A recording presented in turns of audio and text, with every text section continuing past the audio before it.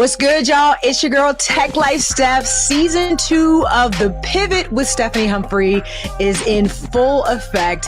Super happy to be here with you on Roland Martin's Black Star Network. If you don't know, The Pivot is actually based on a TEDx I did, which talked about my own personal transition from engineering into the media space. And Roland got this great idea that I should talk about that with people that I know that have made great pivots in their lives as well, and hopefully help you in whatever transition you are making in your life, whether it's a new job, going back to school, maybe you pivoting out of a relationship, whatever you're doing, we are here to provide you with inspiration, motivation, hopefully education, and a little entertainment there all at the same time. So I am very happy to welcome my guest today because we are talking about pivoting outside the box. So, how do you kind of break out of traditional thinking, maybe do something a little crazy, a little scary,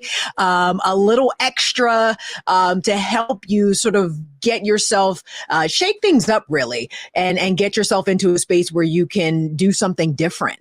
And today I am very happy to have my guest, Marcus Allen. He is the CEO of Big Brothers Big Sisters in the Independence region. I'll let him tell you all about what Independence region means and what area that encompasses. But Marcus, thank you so much for being with me today on The Pivot.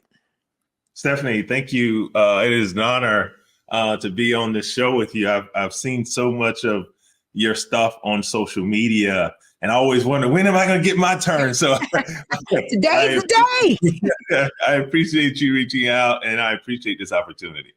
Awesome. So let's just dive right in because you've had a very varied life and journey. So let's go back to college. I don't know if we talked about the full disclosure, y'all. Me and Marcus know each other. We're friends. So we're gonna talk like friends. And we're gonna just have a conversation.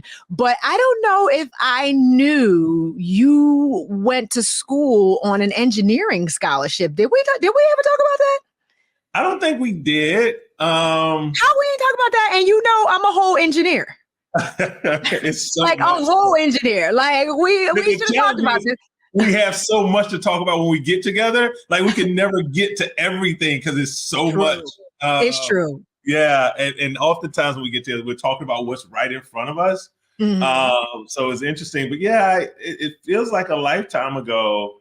Oftentimes when I speak to people, they're just like, I didn't know you were in the military, or I didn't know you went to school for engineering, or I didn't know, and I've had this really blessed life, to be honest with you. And I love the topic of the show, pivoting outside the box, because, basketball is important to me. And one of the most important moves in basketball is to pivot, right? Yes. One of the most important moves in business is to pivot. And so my whole life has really been one pivot after the other. Right. And so speaking of college, I came from a family, I was telling someone the other day that, no one in my immediate family ever even graduated from high school. And so I grew up with this idea of, after, going through periods of homelessness and abject poverty and the violence that you see growing up in tech work projects and being from Atlanta, I had this dream. It was almost this aspiration to go to college because nobody around me had ever gone to college. And I had no idea what that statement even meant. Mm-hmm. And so what I did, I had this belief that if I was able to leverage my education to get to college, that I could escape poverty. That was the whole plan. That was my whole vision board. Right. College. Right? College. Yep. Right? I don't know how I'm paying for it. I don't know how I'm getting in, but all I know is college. Yep, I just got to get there. And so I joined the military after my 11th grade year of high school because I know we couldn't afford college. And so they had the GI Bill. And I was just, blessed to grow about 6 inches from my 10th grade year to my 12th grade year. And I was trying to play basketball at the time and just got really good at basketball. And ended up getting an opportunity to go to an HBCU, Payne College in Augusta, Georgia, on both a General Motors engineering scholarship, which I was supposed to do a dual degree program, go to Payne for 3 years, go to Tuskegee, one of the greatest engineering schools in the country, for 2 years. But basketball sent me in a different direction because I had a great college career and ended up playing professional basketball after that. But let's stay here for another second or two, because I can remember, because I run a little ball myself from time to time, and I can remember when I visited the campus of Florida A&M University, I knew I was going to be an engineering major, but I also spoke to the women's basketball coach because I, had sort of in my mind figured, maybe I could just walk on, get redshirted, who knows, but do that at the same time. When I understood what the requirement was and what the commitment was, it sort of kicked that out of the range of possibility for me with all of the credits I needed as an engineering major, and then trying to practice and wake up and do. I was just like, you know what, I don't think this is for me. So what was the mindset that you had to have to make that commitment to both? Well, what made you think you could even do both? Yeah, I don't like that's an interesting question to me, because I never even considered like what the mindset was. It was the mindset was, I'm going to college and I'm going to get out of there and get a good job, right, and take care of my family, right. And so whatever that required, I was willing to do. And for whatever reason, well, I know the reason. Like I grew up in a hard working family. My grandfather was a hard worker. My mom was a hard worker, but they were hard working and it didn't seem to benefit them.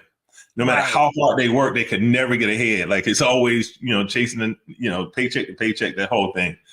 And so I had that work ethic in me. And so, and when I got to college, I said to myself, I said, you know what, I'm going to beat everybody on the team. Right. I'm going to be better than everybody on the team. There was this guy, Larry Washington, who was the leading scorer. And he was like the basketball superstar of the college and the conference. And every day I competed with him. I said, he's the person I'm going to compete with.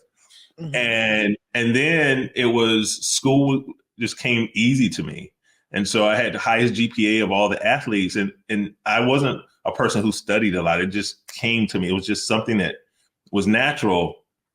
And so for me, it was never completely this mindset. It was more of this optimism that I had about what I was going to accomplish. And really it was, I grew up in a faith-filled household. My grandmother would always say, always lean into your fear.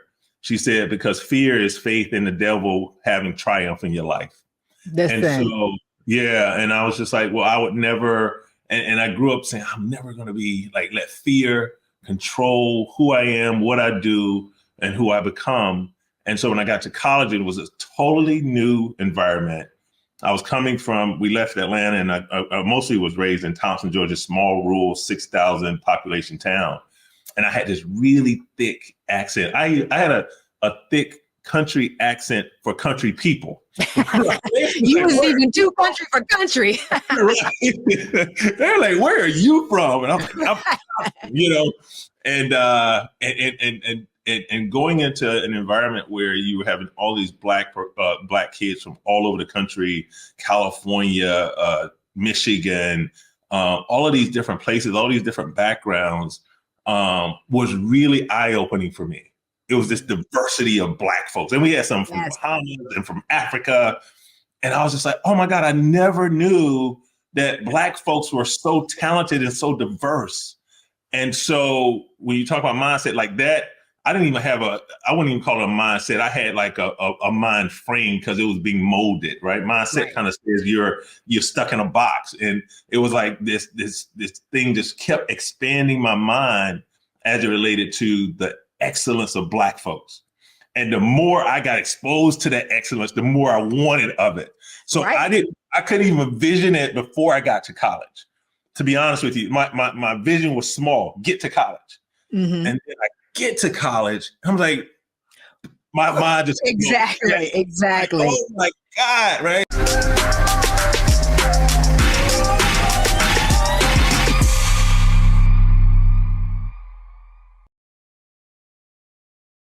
Fanbase is pioneering a new era of social media for the creator economy. This next generation social media app with over 600,000 users is raising $17 million, and now is your chance to invest. For details on how to invest, visit startengine.com/fanbase or scan the QR code. Another way we're giving you the freedom to be you without limits. We wish to plead our own cause. Too long have others spoken for us. This is an opportunity for us to be able to speak to our issues. Y'all better understand something real quick. We ain't going nowhere. It is a continual battle that we see all across this country. Revolution will not be televised. The revolution will be streamed. All momentum we have now, we have to keep this going. He makes sure that our stories are told. Roland Martin's doing this every day. You can't be black-owned media and be scared.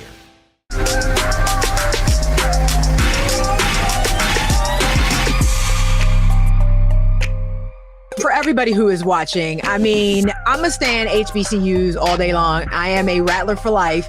And I think what you just said makes such an amazing case for why Black folks should patronize HBCUs, because everybody likes to use that old tired trope. Well, HBCUs don't reflect the real world and the real world ain't all Black. I'm like, but all Black people aren't the same.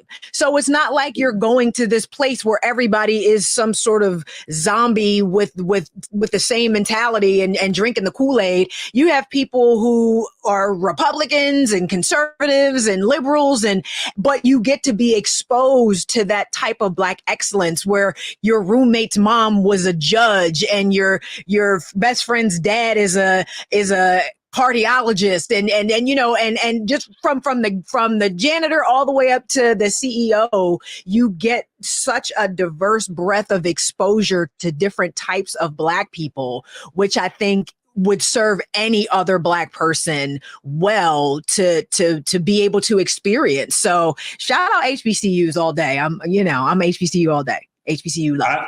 I'm with you, Steph. Listen, and I didn't have the discipline to go to FAMU because had I gone, I probably wouldn't have graduated. A lot of people say that.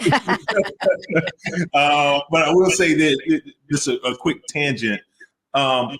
People now they're talking about reparations and all of that, and I had I think two things could really help in terms of the reparations conversation. Mm-hmm. One is every Black person is funded to go to a HBCU.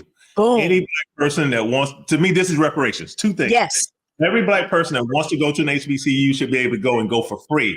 Yes. Not on the backs of the HBCU, but government pays for it, right? And then two, every Black person gets a $1 million life insurance policy paid for. Federal government. And so if you do, for me, those two things, to me, we don't need to be would change the game. Change the game. $5 million like they talk about in San Francisco, because you give people money who haven't been trained and shown how to manage. Teach them to fish. Teach them to fish. It'll mess them up, right? Yep. And so, but to me, anyway, but yeah, HBCU. No, that's brilliant though. I gotta say, I the education piece I could see, but I didn't think about the life insurance piece, because that's the legacy and the generational wealth that we don't have the luxury of having right now. And man, yeah. And think about this. Can we get Joe Biden on the phone? Like, we need to get this popping.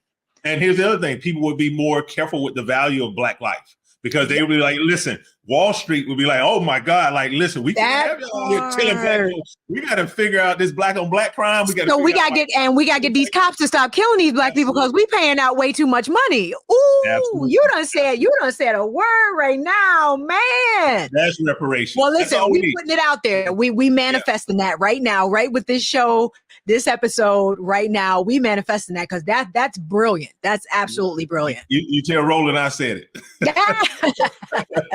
Will do. I love it. I love it. All right. So for me, that engineering degree was huge, because at the time, if you remember, I went to school I was in college from 90 to 93. I ended up leaving early to play ball, but it was at a time where you were having this big rivalry between Bill Gates and Steve Jobs. Mm-hmm. And I'm looking at and at that time, computers are, we were doing COBOL and Pascal and all those. I know. I know. Really close to what they're doing today with coding. Absolutely not. Yeah. Right. Fortran. Right. Fortran. Absolutely. Mm-hmm. But I could see, I'm looking at this thing and I'm just like, man, if I could get a job in this industry, IBM, it was, HP, HP, like all of those Dell, like it was, I think it was Dell, Sun Microsystems. Yes, absolutely. And so I was like, if I can get a job in that, like that could sustain me and my family for the rest of our life. So that was my goal once I got to college. And then I saw, to your point, Black royalty. I saw Black excellence. I saw like just Black folks excelling, and not just the students, but then you would talk to the teachers and the professors and the faculty and everyone at that school was just like, you're gonna be somebody. That's right. Everybody was instilling that confidence. Singularly focused on your success. And that's the other thing, we had taken another sidebar for HBCU love. The people most of the people, I'll put it this way, on HBCU campuses are singularly focused on the success of those students at that campus.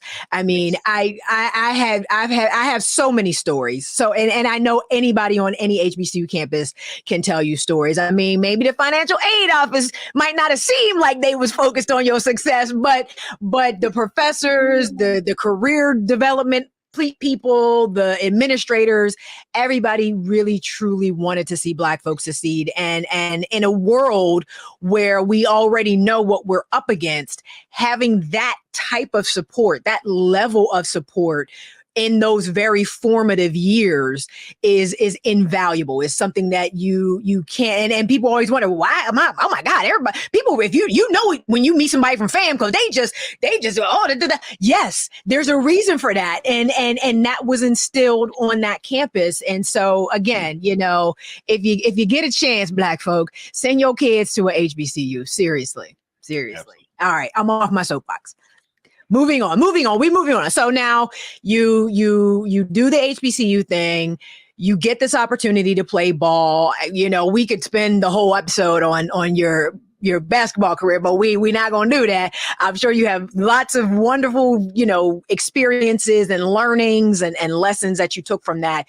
But then you pivot to, I say, from basketball to the boardroom. And we don't really see that a lot, unfortunately, with professional athletes. You got those outliers like Magic Johnson and Shaq and a few other folks that were able to make that transition. But we don't see that a lot, especially in your particular situation where you went from basketball to actually running a company. So talk about that transition. Well, just on that statement, though, I think we may not see it a lot, but it happens more often than one would think. Okay. Oftentimes I believe student athletes are some of the best business people in the world. And because, to your point about when you were in college, having to think about juggling both being good on the court or the field and being good in the classroom, that is great breeding ground for corporate America, nonprofit, whatever industry you're going into. And so I find that many of the people that I played ball with that played ball in college and went on to play professionally, they leave that professional sport with this yearning to do something for self, because you've been an A-type personality and been at the top of your game in sports. It's hard to humble yourself and say, okay, now I'm gonna go work for somebody. Right. Right. That is very difficult. And I didn't understand how difficult that was until I finished playing ball and I moved here to Philly in the end of 1999, right before Y2K. Mm-hmm. And I had this money and I was like, I need to invest it. And I made some investments and I made the mistake of investing in technology right before Y2K hit. And I was like, okay, I got to get a job. Right. And I had never, outside of working for McDonald's when I was a teenager, I had never had a job before, like a job where I had to sustain myself by myself. Right. And got here to Philadelphia and was like trying to find myself because I left school early and didn't get my degree in engineering. So I had some work to do. So I ended up going to Temple University and I went to the guidance counselor. I said, degree can I get and get out of here the fastest? Because if I had done engineering, it would take me another 3 years because Right. it's a whole different curriculum. And they said psychology. And so I took psychology. And while I was doing that, I took this job with this for-profit and was able to become the COO of this national for-profit in 5 years. They said they'd never seen anything like that. And I think where that came from was this, like, I don't belong here. I don't belong at the bottom. Right. Right. I need to be making decisions. I need to be in that room. And I carried myself with that. And I remember there were other Black men around me my age, and they were from Philly, and they would mess with me a little bit when I first got here. And one of the guys said to me once, he said, "Marcus, why do you think you can just say anything you want to anybody?" Because I can. I said, "What do you mean?" He said, you just come right. He said, "Philly, like, we keep things close to the chest, to the vest." And I was just like, I don't like beating around the bush. I'm not that type of guy. Like, either you like it or you don't, but I just want to be genuine. I want to be authentic. And I believe, and this is 20 something years ago. Now people talk about authenticity all the time. Right. 20 something years ago, as a Black man, people weren't talking about authenticity in Philadelphia. Authenticity could get you in a fight. right. Someone told me, they said, Marcus, you in the Army. He said, authenticity in Philadelphia and standing out and being bold is like you standing straight up in a war and there's snipers out there. Mm-hmm. Right. It's true. But yeah. They're about to take you out. And so I never bought into that because in my head, I'm thinking about my grandma. I'm like, that's fear, right? That's you. And you're thinking about fear. I am here and I am going to show people who I am. And I have nothing at the time, Stephanie. And it just was this belief that if I show people who I am, good things will happen, even in business. Right. And then I became the COO for this for-profit.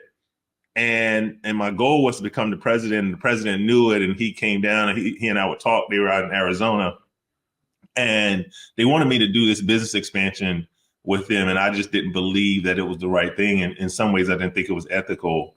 And that's when I left the for-profit world to go into the nonprofit world. Okay.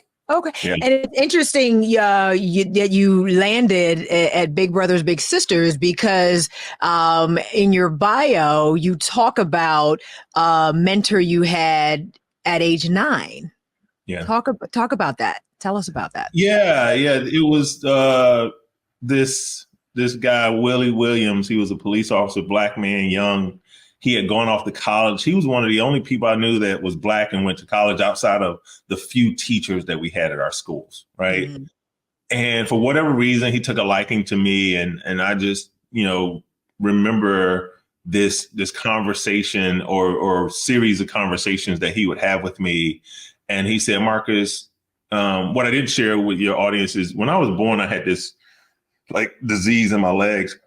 And the doctor told my mom that I wouldn't walk properly or play sports because she didn't have the money. We were homeless at the time to get the surgery that I needed.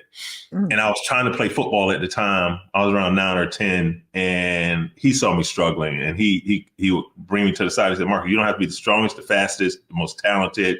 He said, what I need you to do anytime we put someone in front of you, I just need you to outwork them.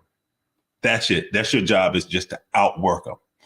And that resonated with my spirit. It resonated with my heart and mind. He planted a seed. He didn't even know that was like, okay, you created a beast, right? I went from B mode to beast mode, right? Okay. And so I remember how inspired I was with him spending so much time with me and talking to me and knowing that he went to college and saying, I know I can do it because he did it. Mm-hmm. Mm-hmm. And so for me, that was, and then when the opportunity at Big Brothers Big Sisters came up, I remember I was like, mentorship is so important. Now, I didn't understand mentorship the way Big Brothers Big Sisters understands it because they have, they know the art and science of it and the metrics and the outcomes and the data and the research, right? But I knew the soul tie type of mentorship. I knew what it meant to have an image of somebody that shattered the image that America puts on you for as it relates to Black men, right? Mm-hmm. And I remember that image breaking for me and it being poignant in my life. And so when this opportunity came up, I was like, you know what? I think that may be something I can pour myself into, and I put my hat in the ring 10 years ago. Actually, April 15th of this month will be my 10th year as the CEO of Big Brothers Big Sisters Independence. Wow. Well, congratulations.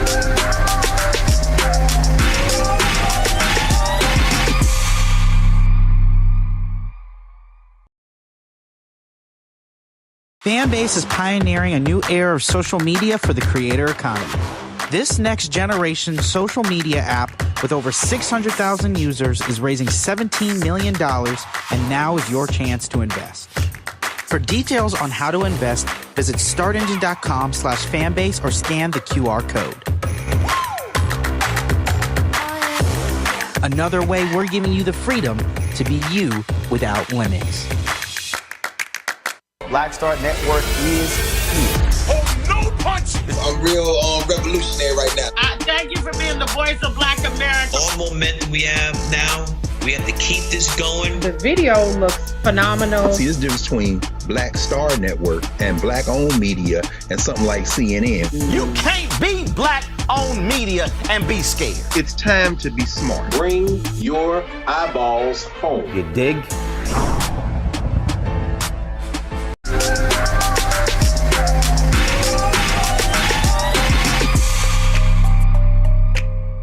Now, and shout out to anybody who takes an interest in a young person. You don't necessarily have to formalize your relationship and declare yourself a mentor, but just understand that there are people watching you. There are people looking up to you. There are people, peeping your journey and emulating that journey. So we all have to be very careful about the type of things we put out there.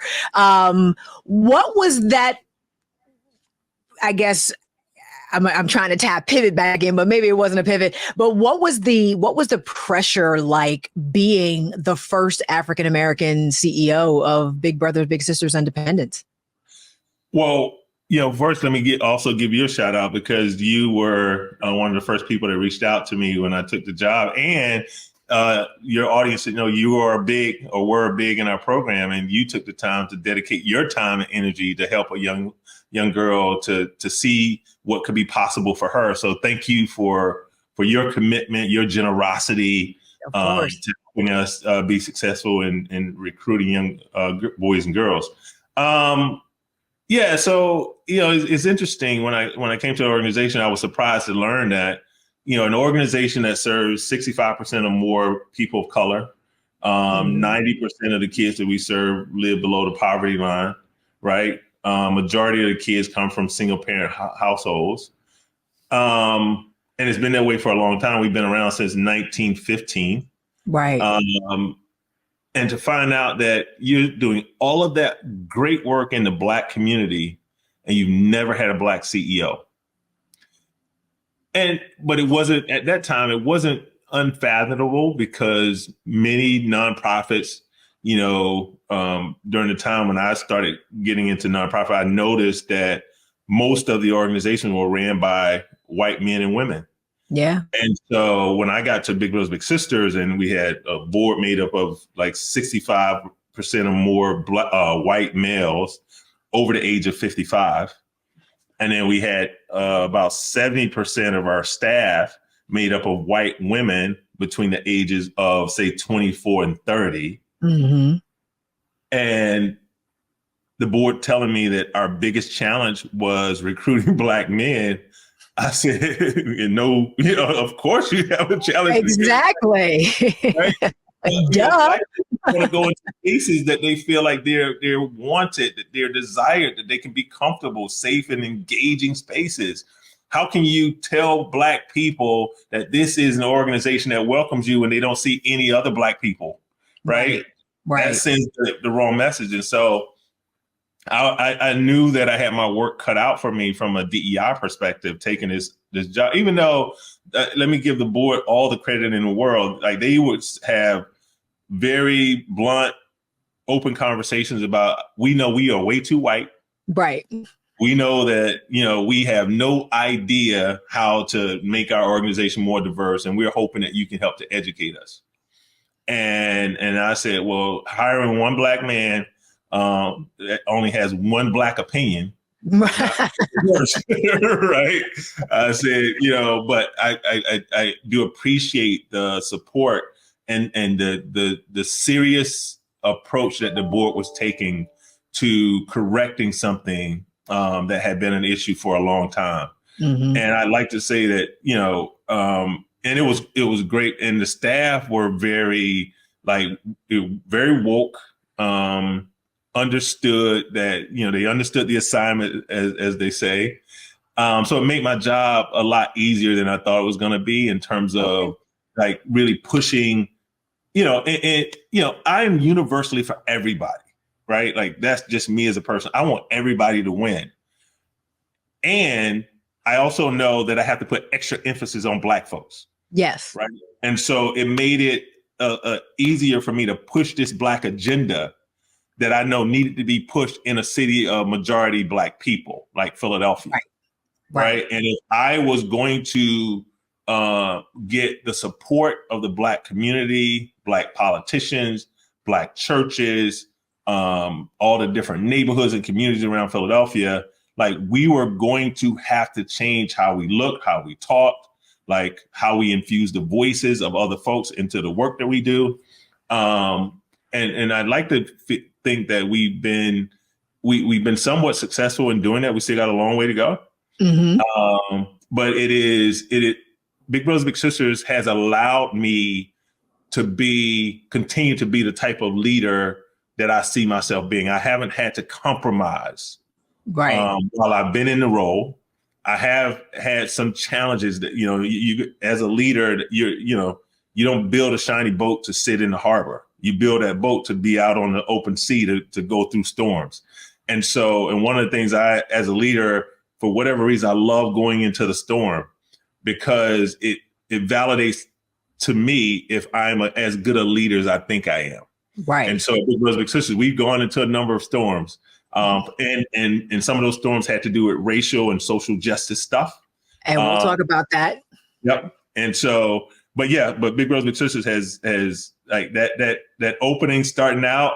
I was a little bit all right, Marcus, here comes the test. But you clearly were up for the challenge. Congratulations again on your upcoming 10-year anniversary as CEO. And I would also be remiss if I did not shout out really quickly an organization in Philadelphia, Diverse Force. Go back to season 1 to my interview with Suleiman Rahman when I talk about how important networking is to pivoting. He is the CEO of Diverse Force, of an organization called Diverse Force, because, Marcus just talked about how the board and everybody from the top to the bottom was a little too white. Diverse Force on Boards is a program designed specifically to prepare people of color to serve on nonprofit boards. And it is an amazing program. I've been through that program. I serve on 2 nonprofit boards right now, and it makes a difference. It makes a difference. And when you're talking about doing the work to change the system from within, this is part of that work. This is how you do that thing. You get in to those boards, you get into those spaces where they're having the conversations about how the money is going to get spent and how funds are going to get allocated and resources are going to get allocated. But think about the idea of serving on a nonprofit board, if you're able, because you do get to really shape policy that can change the dynamic of an entire community. So I just had to put that plug out there. All right. So now we are pivoting again outside the box, because you've done some really, really interesting, creative, potentially dangerous things to raise money for Big Brothers Big Sisters. The first thing you did was you biked across country. Talk to us a little bit about that endeavor. Yeah, if I could even back that up, because the genesis of that was probably 11, 12 years ago. Mm-hmm. And one of my friends was going to run in the Broad Street Run, and he asked me to join him. And I said, no. I said, man, I can't, my knees, and I'm making all these excuses. And I am not an excuse person, Stephanie. Like, it really bothers me when I hear excuses. Like, I'm even, changing my language around, trying to getting the word try out of my language, because try is a built-in excuse. And I remember after that conversation with him, I'm thinking, oh my God, I feel so bad that I made all those excuses. So that following year, I decided I was going to run a mile every day for 365 days, no matter how I felt. And I would get up at night, I forget sometimes I get up at night, 11 o'clock, I got to get this mile in. Mm-hmm. And once I did that, I was like, oh my God, that was awesome for a whole year. Then I said, what's the next thing? And so every year I was doing something that I'd never done before. And I was leaning into that fear, right, of stuff. And so then that led up to, and that was before I got to Big Brothers Big Sisters. And now I'm at Big Brothers Big Sisters. And I saw an opportunity to combine this personal lifestyle that I had of challenging myself with the work that I was doing to inspire staff and board members and the community. And so, and to let people into who Marcus Allen was, really. And that same guy who had invited me to run Broad Street Run, who's done a number of marathons and done some triathlons and stuff like that, he and I would always talk, and he got me to start riding, cycling a little bit. So I bought a bike. And then a good friend of mine, Charlie Mack, was like, hey man, I bought a bike. I said, I told him he should buy a bike. And so he bought a bike and a couple of his friends. So then we just started riding around like the Philadelphia Art Museum. And one day we were sitting out on the steps after probably a 10-mile ride.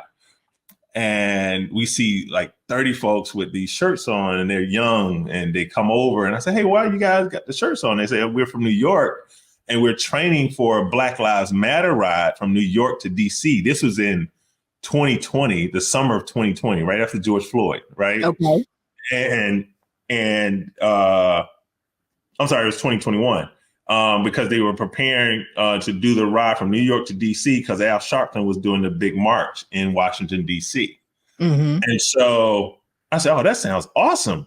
And I said, I'll follow you on Instagram. And I started following them on Instagram, and I got inspired. These are mostly Black young folks out of New York. I got inspired, and I called my man, Charlie Mack. I said, yo, man, I'm going to do this ride with these young people. He said, man, get out of here. I said, yes, I'm going to do it. And it's like 300 something miles. And at that time, remember, we were riding 10 miles a day. Right. So this was a little bit more than just a 10-mile ride. Right. And so I did that. And while I was doing it, we ran into this guy who had rode his bike from Texas to DC for the Al Sharpton march. And he was an old guy. And once he had this conversation with me, I say, if he can do that, I can do a cross-country ride. Mm-hmm. It just came in my head. And I came back to my team at Big Brothers Big Sisters. I said, I got a great idea for a fundraiser. I said, we're going to be celebrating our 106th year anniversary this year. I'll get 2 or 3 buddies. We'll ride our bike from San Francisco to Atlantic City, 3,500 miles, more or less. And we'll raise $106,000 for Big Brothers Big Sisters. And my team looked at me like I was crazy. It's like where do you get this stuff, right? And it was one of the scariest things that I've ever said I was going to do. And the other guys who were riders, they were just like, Marcus, we don't see how you're going to be able to complete this ride. They said, you're 6'7", you're 265 pounds. We cannot see how you're going to get that amount of weight over the Colorado Rockies. He said, you don't understand. This is not just riding a bike and having fun. Like, we got to go through the salt flats of Utah, 115 degrees. The salt is pulling the moisture out of your body. You can't get enough water into your body because of that condition. Going through Lake Tahoe, and we had the first mountain that we had to do, and I never rode a bike up a mountain before.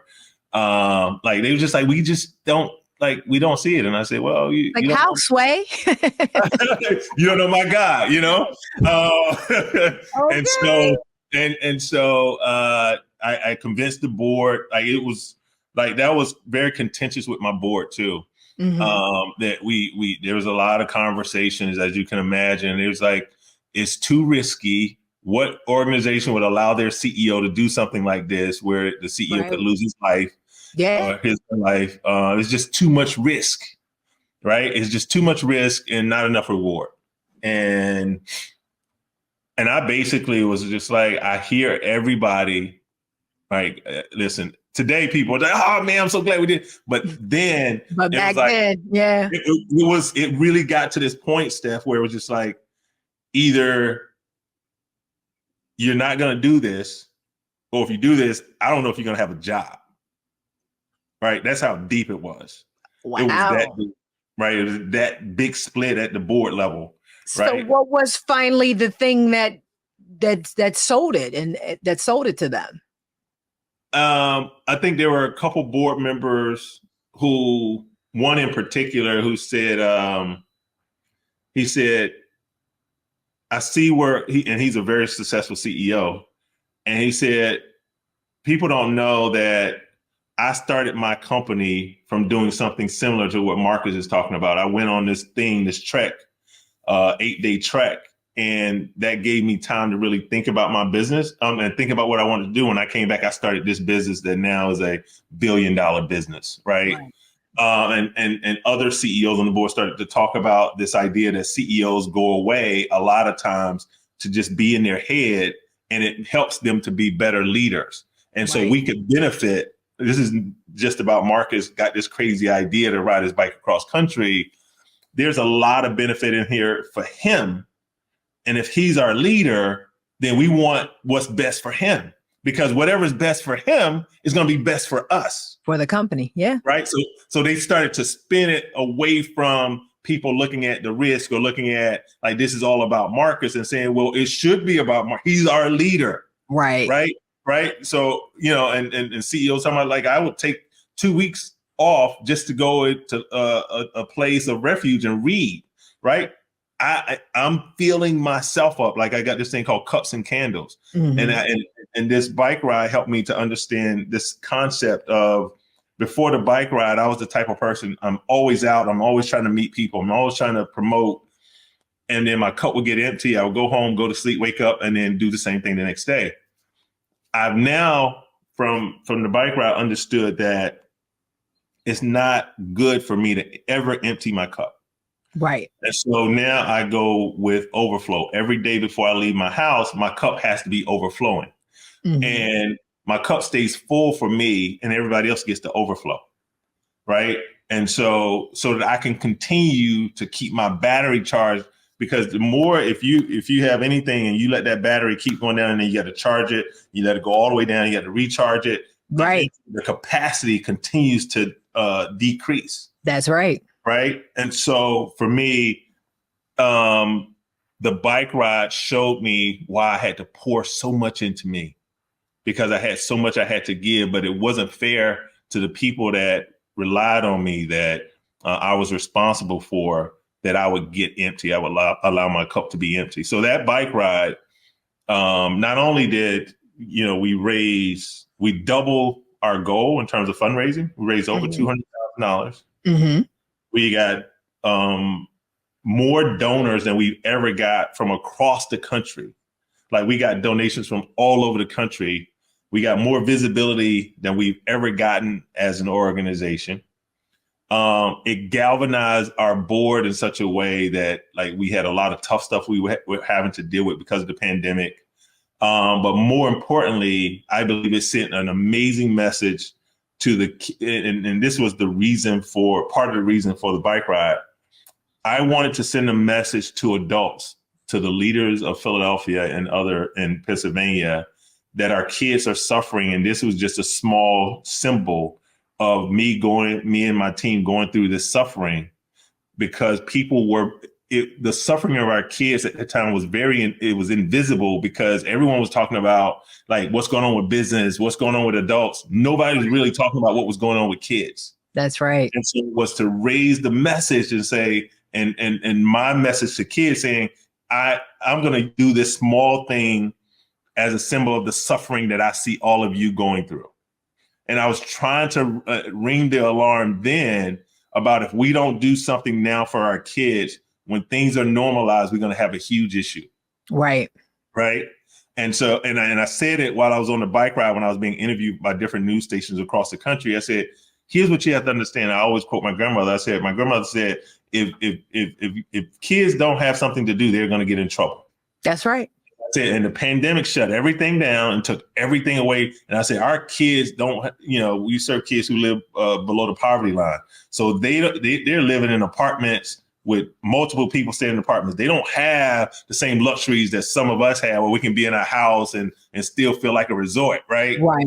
They're in communities that are being invisible, that are being ignored.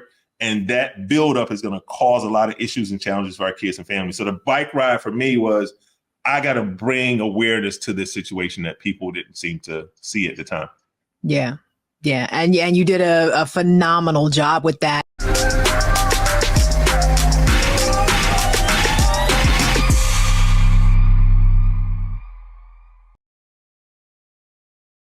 Fanbase is pioneering a new era of social media for the creator economy. This next generation social media app with over 600,000 users is raising $17 million, and now is your chance to invest. For details on how to invest, visit startengine.com/fanbase or scan the QR code.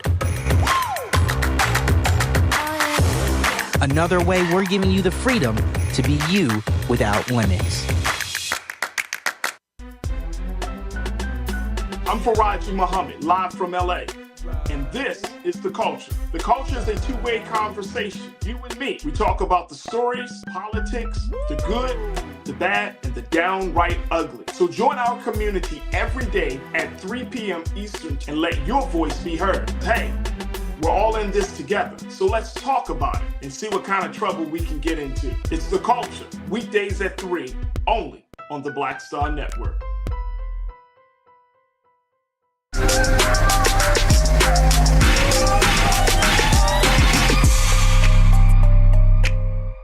However, it seems as though you didn't think that was enough, riding from California to Atlantic City. That's cool and all, but that's just small potatoes. So then you decide, I'm going to climb a whole mountain, and Kilimanjaro now becomes your next conquest. Talk to us about that experience. I don't know, like stuff just comes to me, right? and it's not planful. It's not strategic. It's more opportunistic. Mm-hmm. And one of my board members had told me about this fundraiser that they were doing in Boston for some the biotech industry was doing this fundraiser and climbing Kilimanjaro. And when she told me about it, I said, we should do it in Philly. She said, absolutely. And I was like, okay, we're doing it. And so,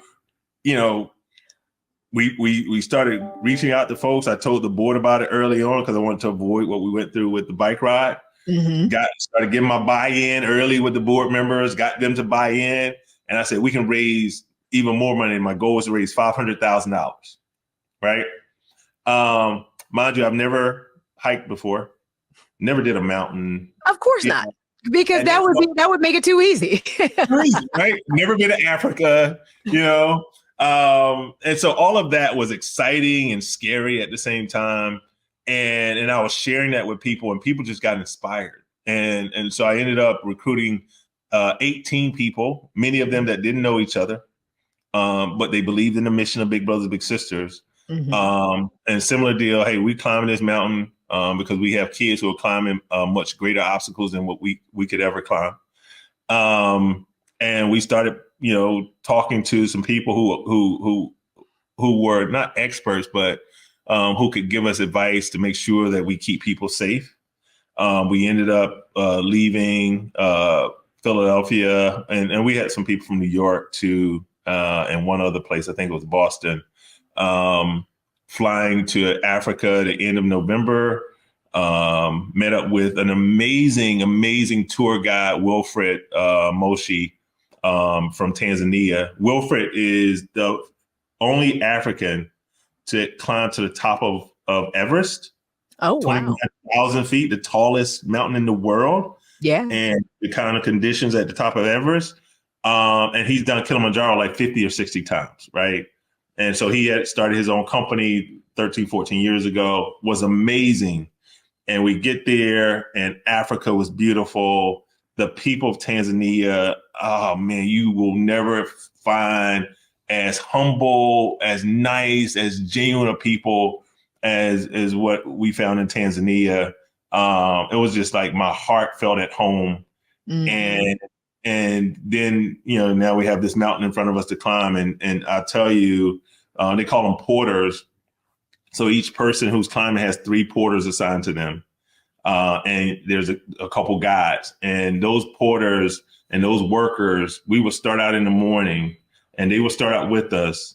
They would run ahead of us with everything on their heads, the kitchen, the toilets, the food, everything we were going to need. They would get to the camp before us, have the camp set up.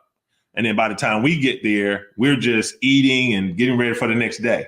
And they would break it down the next morning and do the same thing 8 days straight. So basically the porters did all the work is what you're telling me. Porters did all the work. Listen, let me see like those. Y'all was walking, but the porters was doing the work. Yeah. Shout out to the porters in Africa. Stuff. Yeah. But I'll tell you, it was one of the hardest things I've ever done. I got sick the second day. I lost 20 pounds in 8 days. Mm-hmm. Altitude sickness is real. It came a point like some of us got really, really bad sick. And one of the things they told us is when groups come, 50% of groups normally don't make it. Mm. So our whole thing when we started out was 100% of us going to complete this trip. Right. And we completed it. It was, the lesson that I learned from that was I went there thinking that this was just about a mountain climb. And I learned so much about me and leadership when I went there. And I've been a leader who's always been focused on results and focused on the goal and all of that stuff. And it really reinforced this idea of enjoying the journey. Yeah. Because now that I'm back and I've done the climb, the thing that I remember is not getting to the top. Because once you get to the top, it's so cold and windy up there. You spend 15 minutes and say, okay, now it's time to go back. Right. Like, let me take my selfie. All right, I'm ready to go. Right. And it's the same thing in leadership. You're working so hard to get to the top, but you don't spend much time at the top if you make it to the top. Right. And it's all for naught if you didn't enjoy the whole process of getting there. Right. And when I look back on that mountain climb, I enjoy the people that I met there. And the people who went on the climb with me. I enjoy the hardship. I learned so much when I got sick and other people got sick and we had to hold them up and help them get up there and make sure that 100% of us made it to the top and back safely. Like, to me, that is a leadership course around how do you help people get to a place that more than likely most people don't ever get to. Right. Like that to me is leadership. Like, how do I help create other leaders? How do I help undergird folks and give them confidence and inspire them and motivate them to achieve something that ordinarily they would have never even tried? So that's what the mountain climb was for me. That's awesome. That is awesome. All right, now we're going to pivot to your I just want to touch on one of the ways that you have been able to incorporate social justice in the work you do and in the example you set as a leader.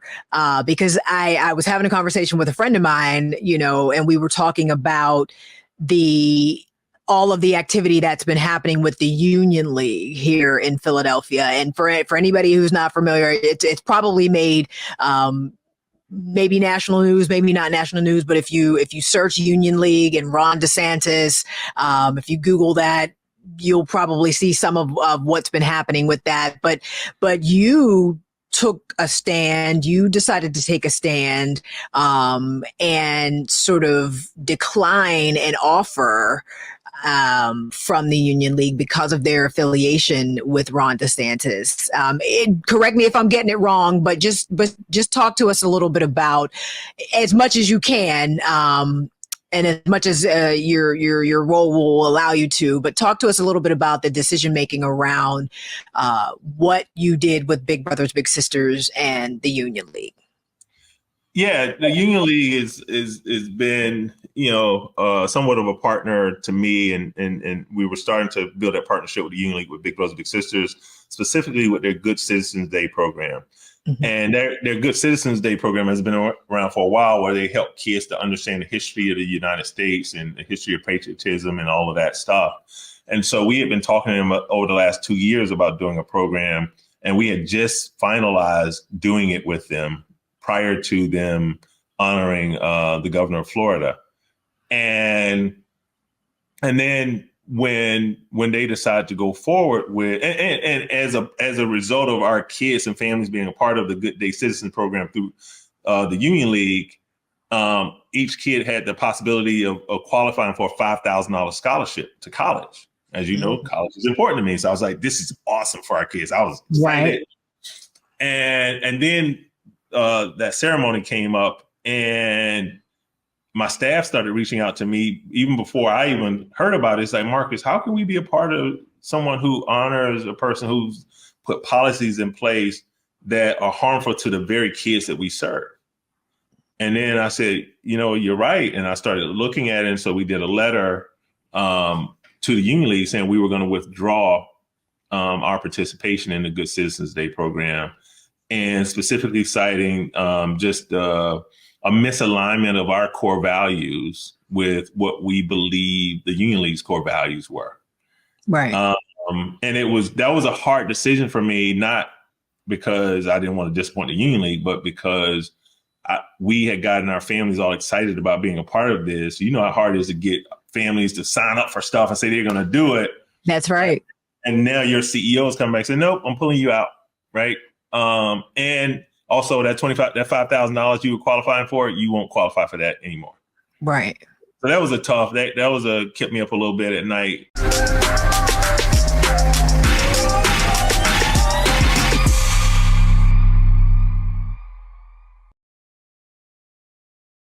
Fanbase is pioneering a new era of social media for the creator economy. This next generation social media app with over 600,000 users is raising $17 million, and now is your chance to invest.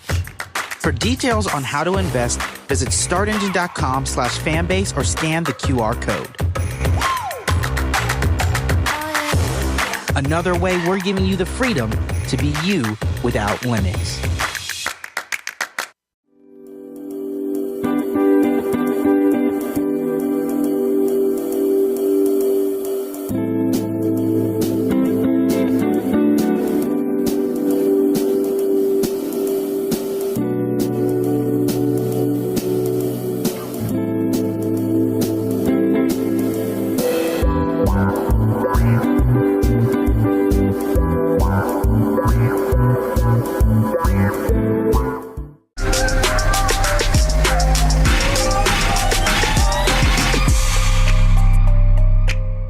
But just for a little more context, I want people to understand the gravity of what you did, because everybody's not familiar with what the Union League is, and I don't claim to know a lot about it. I've been in the building a few times before all this Florida stuff happened, but it is the one of, if not the oldest sort of civic social organizations in the country. Like, the founding fathers sat in some of the chairs in these rooms, and this is where people gathered to conduct business, to trade, to basically create the policies that created the United States of America.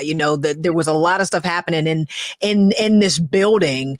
And it still holds a lot of that legacy and a lot of that weight and a lot of that gravity and a lot of that authority in this country. Again, just Google the Union League Philadelphia and you'll see, kind of, and I'm not trying to big up I'm not standing for the Union League. I want people to understand the level of courage and ethics and leadership it took for you to tell them no.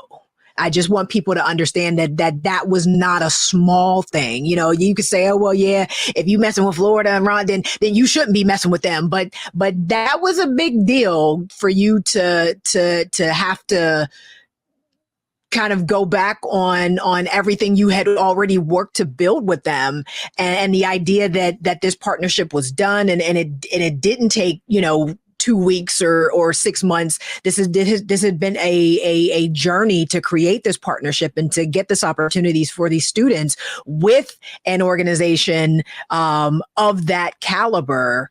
To then have to make that decision took a lot of strength and courage and fortitude on your part to go back on. So I just want people to understand, because I think, people might be listening to this like, oh, well, whatever. But this was a big deal. This was a very big deal for you and for them. I appreciate you saying that, Stephanie. It took over 2 years for us to build a partnership and took one email to stop it. Right. Yeah. And the ramifications of that. And also, in addition to what you said about Union League, and to this day, some of the most powerful, most influential people in Philadelphia and surrounding Philadelphia are part of the Union League. Their membership is one of people who are making policy, people who are running some of the biggest businesses in the city. As you know, our organization survives off of donations and the generosity of others. And so I didn't take this decision lightly.